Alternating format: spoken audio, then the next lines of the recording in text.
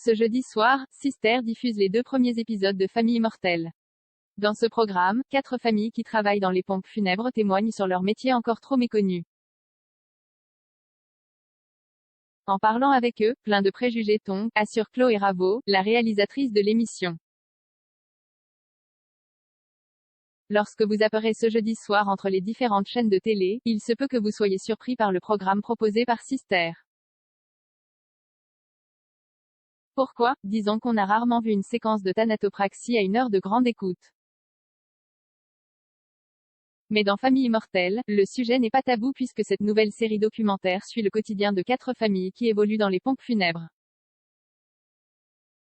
Cette création française se penche sur un métier et ses différentes pratiques encore méconnues du grand public.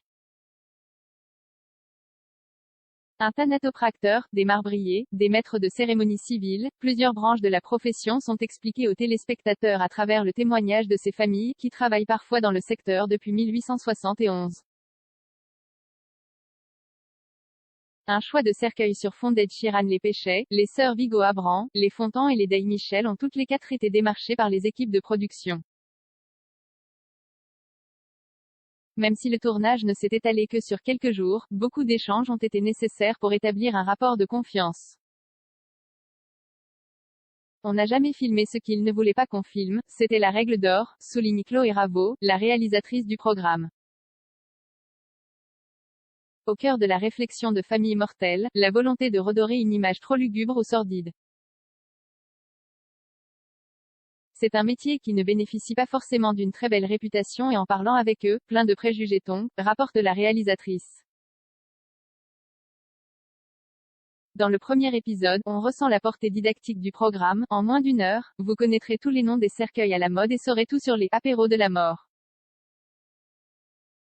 Tout ça sur un fond sonore signé Ed Sheeran, ça a de quoi décontenancer. L'idée n'est pas d'être dans le malaise, la séquence la plus forte à découvrir ce jeudi soir est sans nul doute le moment où Johan, thanatopracteur, réalise des soins sur un corps. On a beaucoup parlé avec lui pour savoir comment on allait filmer et il a évidemment eu son mot à dire, indique Chloé Raveau. À l'écran, les images sont tournées de manière que le public ne voit pas le corps. Johan nous explique très bien son travail et on comprend l'intérêt qu'il porte à son métier et on n'a pas besoin de voir le corps.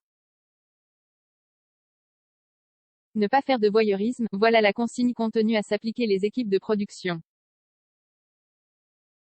Mission réussie lorsque Famille Immortelle suit une cérémonie pendant laquelle on ne montre pas de veuves éplorées ou de familles terrassées par le chagrin malgré les circonstances.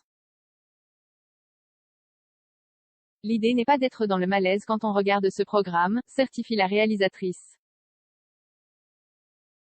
L'idée, c'était d'être dans les coulisses avec eux, pas d'amener des images qui viendraient parasiter leurs explications. Avec très peu de voix off, l'émission veut laisser le temps aux familles de raconter leurs histoires de vie.